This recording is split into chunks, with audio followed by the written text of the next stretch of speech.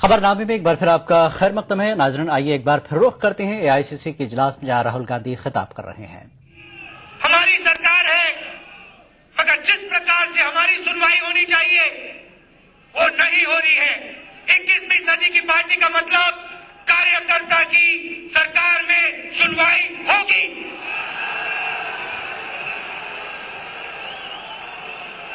तीन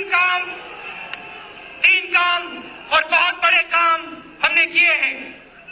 मैं इसके बारे में आपको बताना चाहता हूं। ये शुरुआत है। 3 काम हमने किए हैं।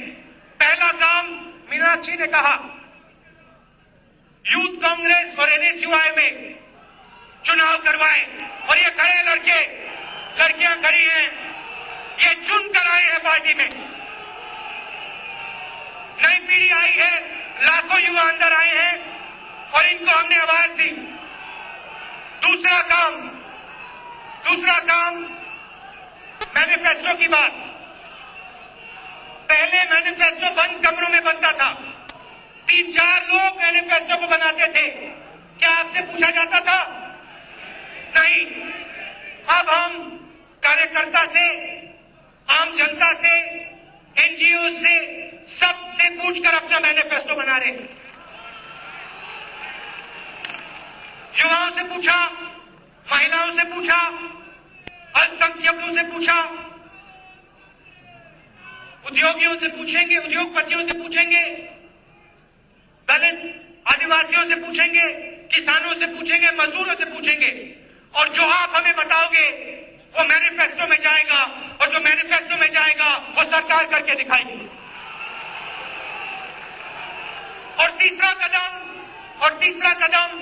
और इसको सुनकर जो हमारे कार्यकर्ता हैं और जो हमारे नेता हैं, आपको बहुत खुशी होगी। छोटा सा कदम है मगर बहुत गहरा कदम है। 15 कंस्टिट्यूएंसीज में, लोकसभा के चुनाव में, पूरे देश में हम आपसे पूछकर, कार्यकर्ताओं से पूछकर, प्रधानों से पूछकर, वर्कर से पूछकर, ब्लॉक प्रेसिडेंट, डिस्ट्रिक्ट प्रेसिडेंट से पूछकर डायरेक्टली कैंडिडेट चुनेंगे। आपसे पूछेंगे और जो निर्णय आपने किया इन 15 कंस्टिट्यूएंसी में वो ही होगा, उसको कोई नहीं बदल सकता है। और अगर ये सफल हुआ, अगर इसके बाद कांग्रेस पार्टी को अच्छी लगी, तो ये हम और गहरी तरीके से विधानसभाओं में और लोकसभाओं में करेंगे। तो बदलाव आ रहा है कांग्रेस पार्टी में। अब मैं आपको भविष्य के थोड़ा बताना चाहता हूं। भविष्य में कांग्रेस पार्टी क्या करेगी? आप सरकार की बात करते हो, क्या करना चाहती है कांग्रेस पार्टी? कांग्रेस पार्टी के दिल में अब क्या है, मैं आपको बताना चाहता हूं। पिछले 10 सालों में गरीबों की लड़ाई लड़े हो, इस बात को आप मानते हो? 14 करोड़ लोगों को हम गरीबी रेखा से निकाल कर लाए, खड़ा कर दिया हमने इनको, 14 करोड़ लोगों को। ये इतिहास में पहले कभी नहीं हुआ है। और अब एक नया वर्ग तैयार हुआ है, वो वर्ग जो गरीबी रेखा के ऊपर है और मिडिल क्लास के नीचे 70 करोड़ लोग हैं। ये कौन है? ये वो लोग हैं जिनके घर में अगर कोई बीमार हो जाता है तो ये एक बार फिर गरीबी रेखा के नीचे चले जाते हैं। ये वो लोग हैं जो हर रोज अपने बच्चों की शिक्षा के लिए घबराते हैं, अपने आप से पूछते हैं, भाई मेरे बच्चे को रोजगार मिलेगा या नहीं मिलेगा। ये वो लोग हैं जो इस देश को बनाते हैं, जो इस देश को खड़ा करते हैं, जो इस देश को चलाते हैं। मिस्त्री लोग, पेंटर, सिक्योरिटी गार्ड, वो व्यक्ति जिसने इसको खड़ा किया, जो इस देश को चलाते हैं और जो मिडिल क्लास और गरीबी रेखा के बीच में है। अब आप अच्छी तरह सुन लो, कांग्रेस पार्टी आपकी लड़ाई लड़ने वाली है, आपके साथ खड़ी होगी और हम क्या करेंगे सुन लो, अगले 5 साल में हम आपको मिडिल क्लास में डाल के दिखाएंगे। कैसे काम करेंगे? 3 चीजों पे फोकस होगा। आपके बच्चों की शिक्षा पे। आज हमारे शिक्षा का सिस्टम बंद है। जैसे पहले टेलीकॉम का सिस्टम हुआ करता था, बंद पड़ा हुआ है। चुने हुए लोग इसमें जा सकते हैं, बड़े बड़े लोग इसमें जा सकते हैं, मगर मिस्त्री का बेटा, बड़ाई का बेटा नहीं जा सकता है। हम इस सिस्टम को खोलेंगे। जैसे हमने टेलीकॉम के सिस्टम को खोला, जैसे हमने पीसीओ लगाया, वैसे हम इस सिस्टम को खोलेंगे और आपको इस सिस्टम के अंदर लाएंगे। दूसरी बात, आज जब आप ऊपर देखते हो, आपके सर के ऊपर क्या छत नहीं है या कमजोर छत है, हम आपके सर के ऊपर एक मजबूत छत डालेंगे। आपकी लड़ाई हम लड़ेंगे। स्वास्थ्य की बात, मैंने पहले कहा कि इन परिवारों में अगर कोई बीमार हो जाता है तो एक बार फिर गरीबी रेखा में के नीचे गिर जाते हैं। स्वास्थ्य में हम आपको मदद करेंगे। ये लड़ाई हमारी लड़ाई है। और आप जानते हो, जब कांग्रेस पार्टी मन बना लेती है तो क्या करती है। अब आप देखो अगले 5 साल में हम क्या करते हैं। एक और वर्ग है। यहां मुझे 4, 5, 6 महिलाएं सामने दिख रही हैं, मगर होना क्या चाहिए।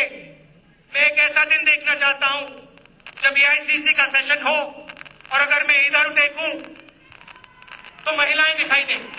50% इस देश का पॉपुलेशन महिला है और मैं चाहता हूं कि आधा कमरा महिलाओं से भरा हो। और मैं चाहता हूं कि पार्लियामेंट में जो रिजर्वेशन की बात चल रही है वो पूरी हो। और मैं चाहता हूं,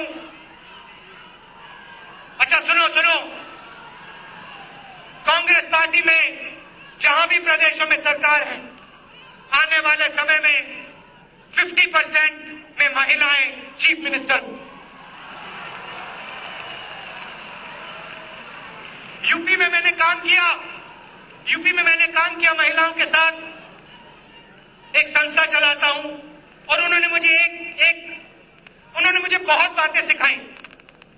उनसे मैं बहुत सीखता हूं, मगर एक गहरी बात उन्होंने मुझे सिखाई और ये मेरे दिल में बहुत गहरे तरीके से घुस गई।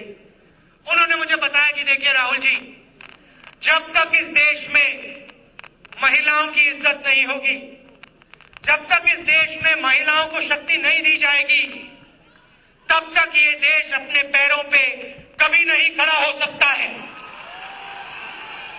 तो इस देश में जो महिलाएं हैं, आप भी सुन लो, कांग्रेस पार्टी आपकी लड़ाई लड़ेगी, आपको आगे बढ़ाएगी, आपको शक्ति देगी और आपकी इज्जत करेगी।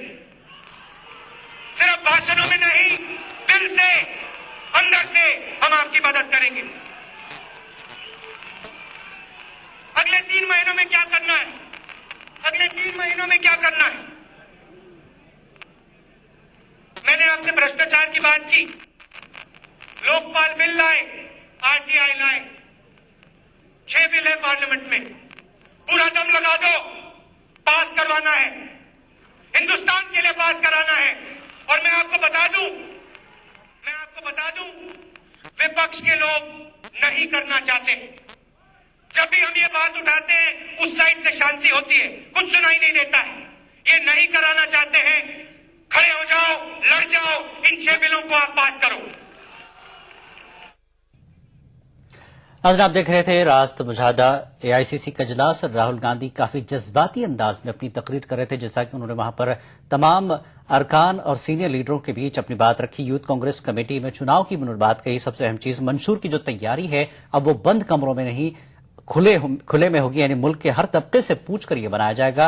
और दूसरी बात, 14 करोड़ लोगों को गरीबी से निकालने की उन्होंने बात की और रोजगार की बात की। मुतवस्सित और गरीबी के बीच जो झूल रहे हैं लोग, उनको रोजगार देने की बात की और साथ ही गरीबों को मिडिल क्लास के दायरे में लाने की बात की। और खवातीन रिजर्वेशन की जो बहुत बड़ी बात उन्होंने कही, कांग्रेस रियासती हुकूमतों में 50% खवातीन चीफ मिनिस्टर होंगे।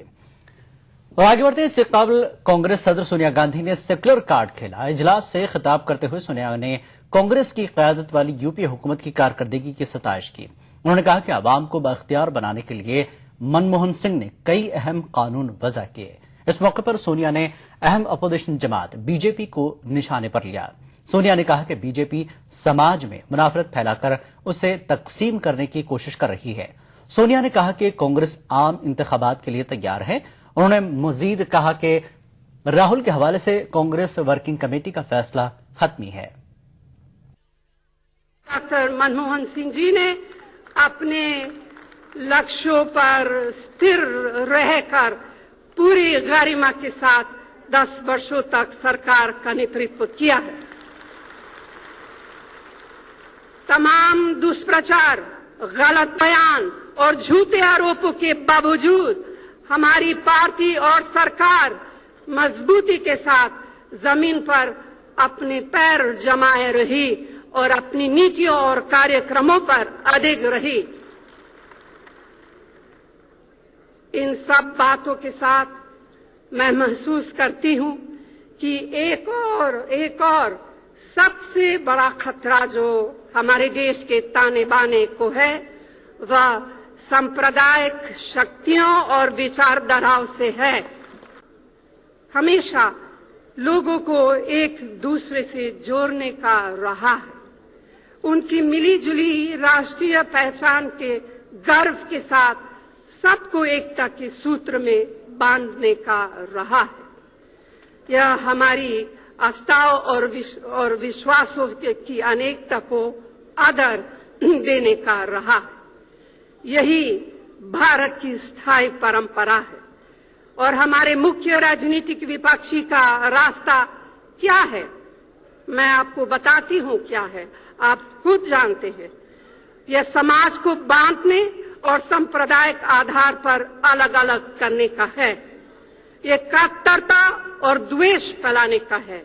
यह एकता के नाम पर एक रूपता थोपने का है।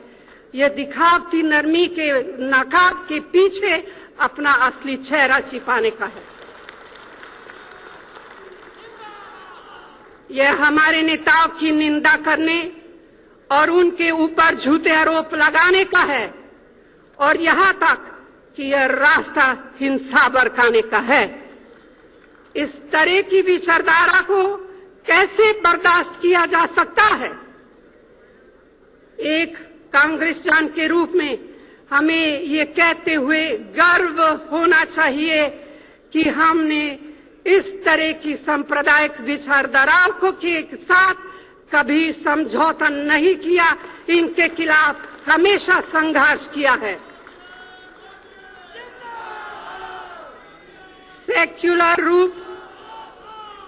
सेक्युलर रूप और प्रकृति ही हमारे देश की सबसे बड़ी पहचान है। इसमें सबकी आस्थाओं के लिए बराबर सम्मान है।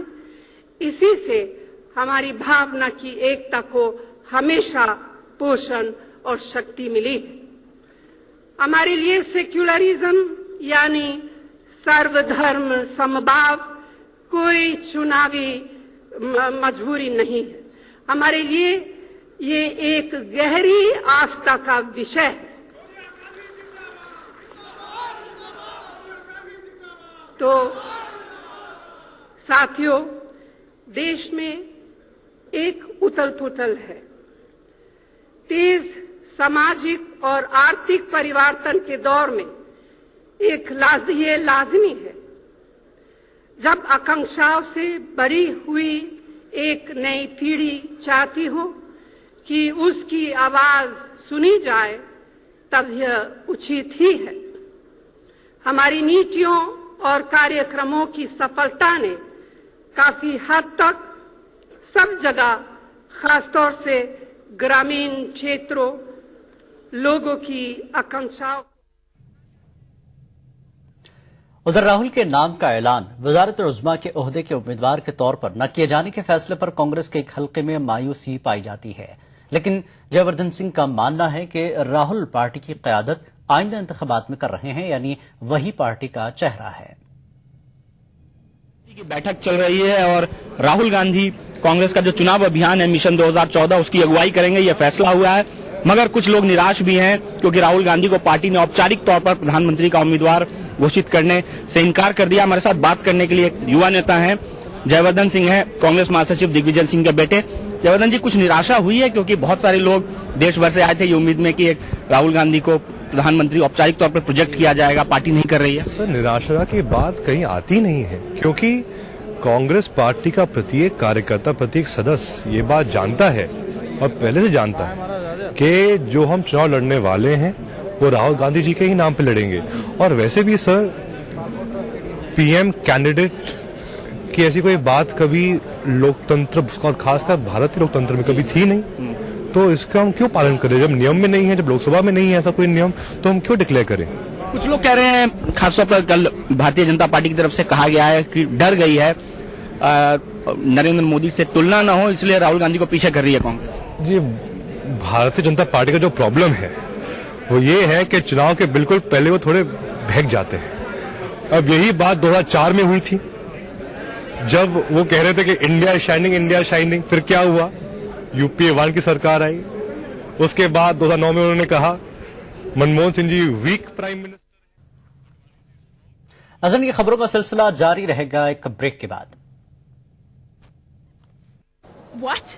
You want me to wait for another 40 minutes? I don't believe you. No, forget it. Boyfriend wait करा रहा है। Man, I tell you. अब आप 40 मिनट्स के लिए क्या करेंगी? No idea. Get idea. Idea internet अपनाएं, चैट, अपलोड, सर्च और सर्फ करें अब 90% कम दर पे।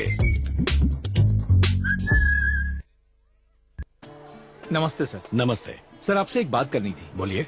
सर, हमारी 12वीं क्लास में एक बहुत ही होनहार बच्चा है, डेविड। सर, ये डेविड कॉम्पिटिटिव एग्जाम्स में बैठना चाहता है। गुड। लेकिन सर, फाइनेंशियल प्रॉब्लम्स की वजह से उसकी पढ़ाई रुक सकती है। मिस्टर थॉमस, आप जानते हैं हमारी स्कूल को सरकारी ग्रांट मिलती है। अच्छा। और ऐसे स्टूडेंट्स को सरकार न सिर्फ स्कॉलरशिप देती है बल्कि उन्हें कॉम्पिटिटिव एग्जाम्स के लिए तैयार भी करती है। वजारत बराए अकलियती उमूर हुकूमत हिंद की जानिब से अकलियती तबके के वसाइल से आरी और होनहार बच्चों को वजीफा देने के अलावा मुफ्त कोचिंग भी दिलाती है ताकि वो मुकाबला जाती इम्तिहानात की तैयारी करके इंजीनियरिंग, मेडिकल, कानून जैसे कोर्सेज में कामयाब हो सके। फ्री कोचिंग के बल पर हम सपने साकार करें, जीवन को सम्मान मिले, जन जन को अब मान मिले। आप बनेंगे तो बनेगा हिंदुस्तान। एक मुट्ठी भर जीने की आरज़ू, तब्दीली की चुटकी भर जुस्तजू, रोजमर्रा के मसाइल की ढेर सारी बेकरारियां, खाली पतीले में पकती घर भर की भूख, तारीखियों से लड़ इकट्ठा की हुई चुटकी भर धूप। जमहूरियत का अजीम त्योहार फिर से आया है। क्या हो आपका फैसला, बताएंगे मुल्क के भरोसेमंद सहाफी त्रिदीप रमन।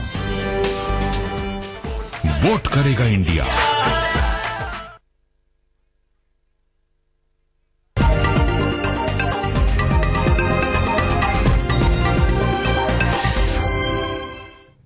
खबरनामे में एक बार फिर आपका खैर मकदम है। बीजेपी कौमी आमला और काउंसिल का सीरोजा इजलास दिल्ली में हो रहा है। इजलास में आइंदा आम इंतखाबात के लिए पार्टी की हिकमत अमली तय की जानी है। बीजेपी इजलास में आम इंतखाबात के लिए बनाए गए एक वोट एक नोट मिशन 272 प्लस तशहीर और मोदी फॉर पीएम फंड को हतमी शक्ल दी जाएगी।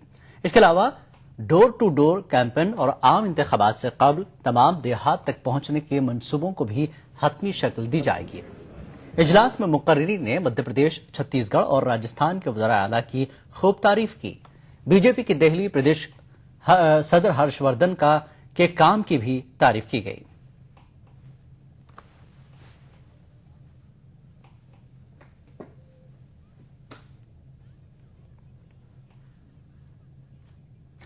और अब बात दाऊदी बोहरा फिरके के रूहानी पेशवा सैयदना बुरहानुद्दीन का इंतकाल हो गया है।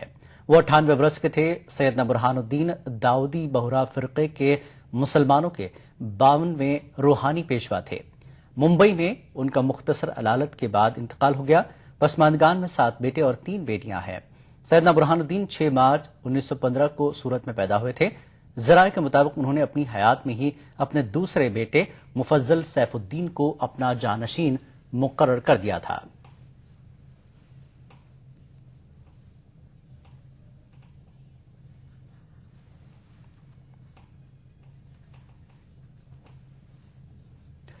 मारूफ अदाकारा सुचित्रा सेन हमारे दरमियान नहीं रही। वो 82 बरस की थीं। वो लंबे अरसे से बीमार थीं। उनका इलाज कोलकाता के एक अस्पताल में चल रहा था। 23 दिसंबर को सांस लेने में हो रही तकलीफ के बाद उन्हें अस्पताल में दाखिल कराया गया था। कल शाम भी उन्हें सांस लेने में थोड़ी परेशानी हो रही थी। डॉक्टरों ने बताया था कि उनके ऑक्सीजन सैनिटेशन रेट को कम किया गया है। सुचित्रा सेन ने बांग्ला और हिंदी फिल्मों में अपनी अदाकारी के जौहर दिखाए। हिंदी फिल्मों में उन्होंने फिल्म देवदास और आंधी में यादगार किरदार अदा किया।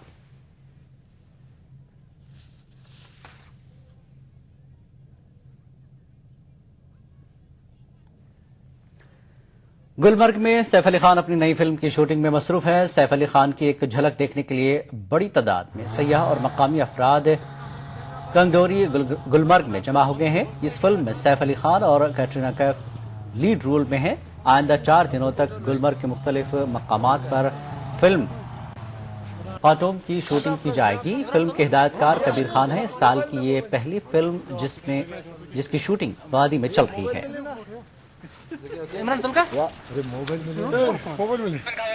क्या कर रहे हो यार तुम लोग को? इंडियन एक्सप्रेस बस छोड़ दो यार, प्लीज छोड़ दो, प्लीज छोड़ दो।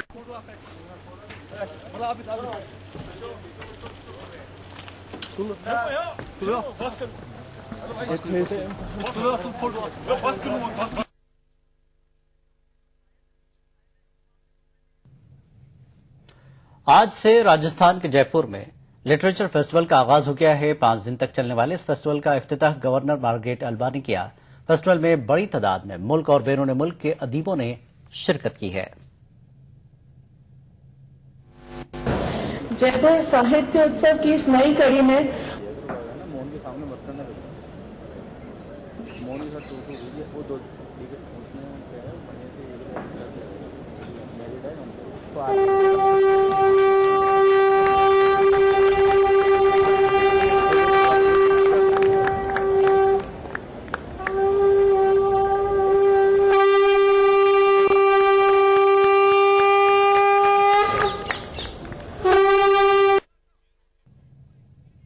खबरों का सिलसिला जारी रहेगा एक ब्रेक के बाद।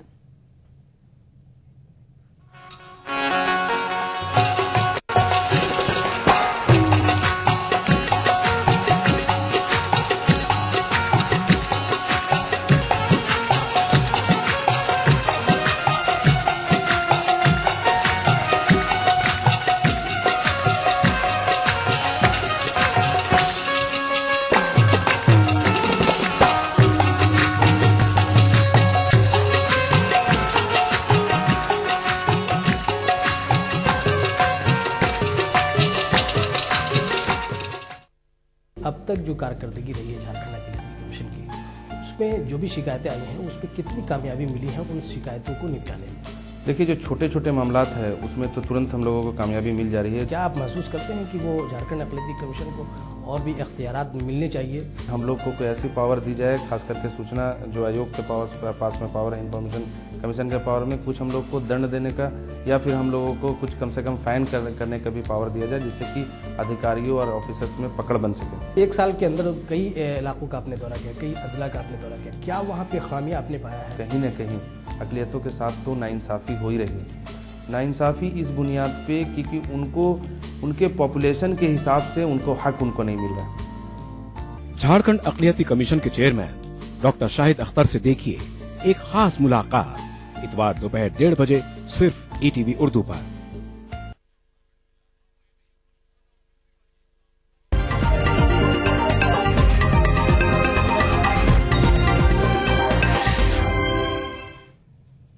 खबरनामे में एक बार फिर आपका खैर मकदम है। बेहिसाब दौलत के मामले में बीएसपी सदर मायावती के खिलाफ एफआईआर दर्ज किए जाने से मुताल्लिक अर्जी पर सुप्रीम कोर्ट ने मरकजी हुकूमत, सीबीआई और मायावती को नोटिस जारी किया है।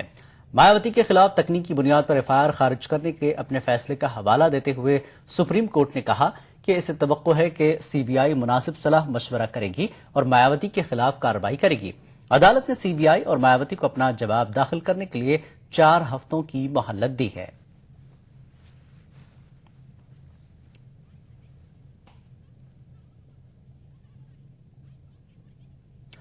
मुल्क की सियासत में अचानक मंजर-ए-आम पर आने वाली आम आदमी पार्टी को मुख्तलिफ चैलेंजेस का सामना दरपेश है। दिल्ली असेंबली इंतखाबात में जीत के बाद लोकसभा इंतखाबात के लिए पार्टी के टिकट के ख्वाहिशमंदों की तादाद में इजाफा हुआ है। इन हालात में टिकटों की तकसीम पार्टी के लिए अहम मसला बनने का इम्कान है। आम आदमी पार्टी की जानिब से मुल्क भर में लोकसभा इंतखाबात में हिस्सा लेने के ऐलान के बाद पार्टी का टिकट हासिल करने के लिए कारकुनों और लीडरों के दरमियान होड़ लगी है। कौशाम्बी में वाक़ आम आदमी पार्टी के सदर दफ्तर पर पार्टी की रुकनियत और लोकसभा का टिकट हासिल करने के ख्वाहिशमंदों की लंबी लंबी कतारें लगी हैं। वज़र की दहली इंतखाबात से कबल आम आदमी पार्टी ने लोकसभा की 100 नशिस्तों पर मुकाबला करने का मंसूबा बनाया था, लेकिन दहली में कामयाबी के झंडे गाड़ने के बाद पार्टी के हौसले बुलंद हो गए और आम आदमी पार्टी ने मुल्क भर में लोकसभा की 300 नशिस्तों से चुनाव लड़ने का इरादा जाहिर किया है। आम आदमी पार्टी के लीडरों का कहना है कि सियासी और समाजी लीडरों के अलावा नौजवान तबका भी पार्टी के टिकट का ख्वाहिशमंद है। मैं पवन मोदी ललितपुर जिले से आया हूँ। मैं झांसी लोकसभा से टिकट चाहता हूँ आम आदमी पार्टी का, क्योंकि आम आदमी पार्टी इस देश के अंदर ईमानदारी और भ्रष्टाचार मुक्त भारत बनाने की बात कर रही है। ना हमें और नाजरीन, एआईसीसी इजलास के बारे में बात करने के लिए रुख करते हैं अपने दिल्ली स्टूडियो का, जहां मौजूद हैं सीनियर सहाफी कुर्बान अली। कुर्बान अली साहब, एआईसीसी का जिस तरह का इजलास अब चल रहा है, सोनिया गांधी की बातें आपने सुनी, राहुल गांधी की बातें आपने सुनी, आइंदा इंतखाबात को पेश नजर रखते हुए जिस तरह की तैयारी से इजलास में नजर आई, इसका पूरा तज्जिया मैं आपसे चाहता हूं। जी, कांग्रेस पार्टी का ये हंगामी इजलास आज सुबह 10 बजे शुरू हुआ। कांग्रेस सदर सोनिया गांधी ने इस इजलास से खिताब फरमाया। फिर उसके बाद वजीर आजम डॉक्टर मनमोहन सिंह ने एआईसीसी से खिताब किया। इस दरमियान पॉलिटिकल रेजोल्यूशन मरकजी वजीर गुलाम नबी आजाद साहब की तरफ से कहा गया और इक़्तिसादी उमूर पर जो वजीर खजाना है चिदम्बरम साहब, उन्होंने अपनी तकरीर फरमाई। और अभी चंद मिनट पहले ही कांग्रेस के नायब सदर राहुल गांधी की तकरीर खत्म हुई है। काफी जोश और वलवले के साथ उन्होंने तकरीर फरमाई और ये यकीन दिलाने की कोशिश की पार्टी कारकुनों को कि वो उनके साथ हैं। उन्होंने बहुत तफसील के साथ बताया कि आइंदा होने वाले इंतखाबात के लिए जो उम्मीदवारों की तलाश की जाएगी, जो चुना जाएगा, वो पार्टी कारकुनों की राय से होगा। यानी ये एक बड़ी तब्दीली कांग्रेस पार्टी के अंदर आप कह सकते हैं कि आई है कि पहली मरतबा, वरना हमेशा आला कमान, हाई कमान जिसको कहा जाता है, वो पार्टी उम्मीदवार तय कर देता था, लेकिन आज राहुल गांधी ने इस बात पर यकीन दिलाया है। अब इस पर कितना अमल हो पाता है ये बात अलग है, लेकिन उन्होंने एक तो ये कहा है कि 33% जो रिजर्वेशन है वो खवातीन के लिए पार्लियामेंट में और रियासती असम्बलियों में करने वाले हैं और अपनी कांग्रेस पार्टी की तरफ से आइंदा इंतखाबात के बाद रियासती असम्बलियों में 50% वो वजीर आला के ओहदे जो हैं वो खवातीन के लिए रिजर्व करेंगे। और साथ ही साथ उन्होंने वजीर आजम से एक दर्दमंदाना अपील की कि जो गैस सिलेंडर का कोटा है, जो अभी तक 9 मिलते हैं आम आदमी को, उसे बढ़ा करके 12 कर दिया जाए। तो काफी तफसील के साथ में कांग्रेस के नायब सदर ने अपनी 10 साल की कारकर्दगी, अपनी हुकूमत की 10 साल की कारकर्दगी गिनवाई। उन्होंने आरटीआई का जिक्र किया, उन्होंने फूड सिक्योरिटी बिल का जिक्र किया जिसके जरिए से गरीबों को खाना मुहैया होगा। उन्होंने मनरेगा का जिक्र किया, फर्ज वापसी की बात कही और ये कहा कि कांग्रेस पार्टी आम आदमी के साथ उसके दुख दर्द में शरीक है, उसके दुख दर्द को कम करना चाहती है और उन्होंने अपने पार्टी कारकुनों से अपील की कि वो जुड़ जाएं तन मन धन के साथ और पार्टी को कामयाब कराएं। उन्होंने इस उम्मीद की भी यकीन दहानी कराई कि कांग्रेस पार्टी आइंदा